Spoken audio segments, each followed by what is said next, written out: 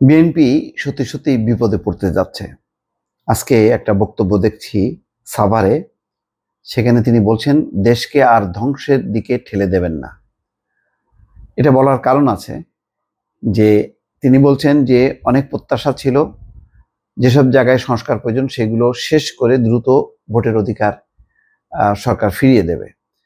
কিন্তু এখন নতুন খেলা শুরু হয়েছে। কিছু কিছু দল বলছে জাতীয় নির্বাচনের আগে স্থানীয় সরকার নির্বাচন করতে হবে।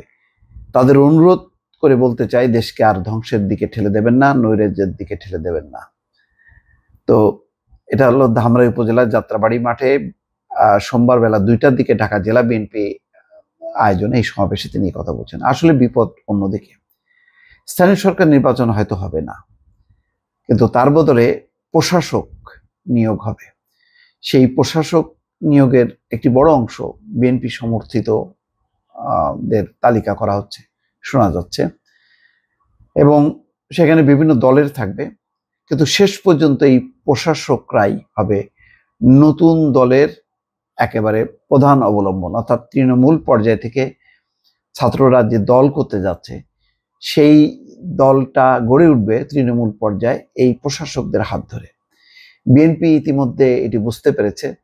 বিএনপির পক্ষ থেকে হয়তো বলা হবে যাতে বিএনপির কেউ এই প্রশাসক পদে নিযুক্ত না হয়। কিন্তু সেটা কি যাদেরকে প্রশাসকের নিয়োগ দেওয়া হবে তারা কি মানবেন?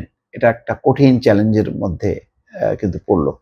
আজকেই একটি সভা হয়েছে, প্রায় 4 শতাধিক তৃণমূলের নেতা সেখানে উপস্থিত ছিলেন, এবং সেখানে বলা হচ্ছে যে যেহেতু নির্বাচিত প্রতিনিধি নেই ইউনিয়ন পরিষদ জেলা উপজেলায়, এবং বিএনপি যেহেতু চায় যে জাতীয় নির্বাচনের আগে স্থানীয় সরকার নির্বাচন যাতে না হয়, তো স্থানীয় সরকার নির্বাচন আপাতত হবে না।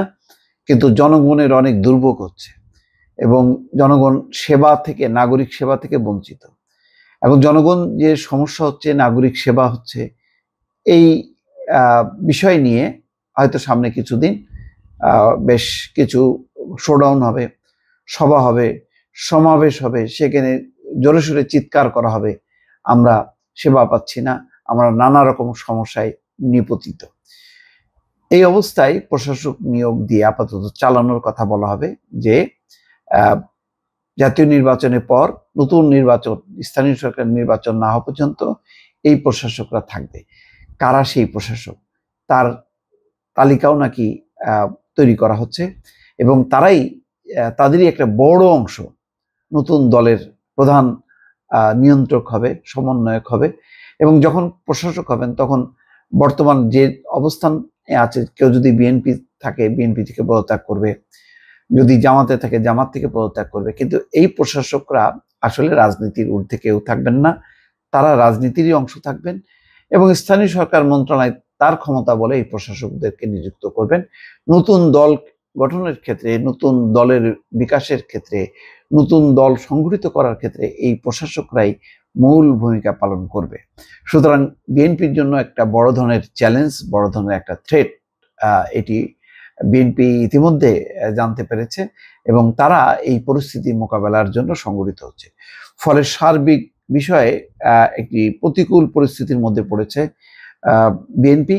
তার প্রেক্ষিতেই মির্জা ফখরুল ইসলাম আলমগীর বলছেন, দেশকে আর ধ্বংসের দিকে ঠেলে দেবেন না।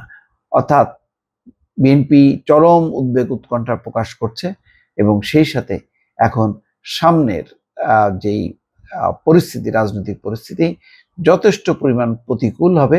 এই প্রতিকূল পরিস্থিতি বিএনপিকে এখন মোকাবেলা করেই নির্বাচনের পথে এগোতে হবে।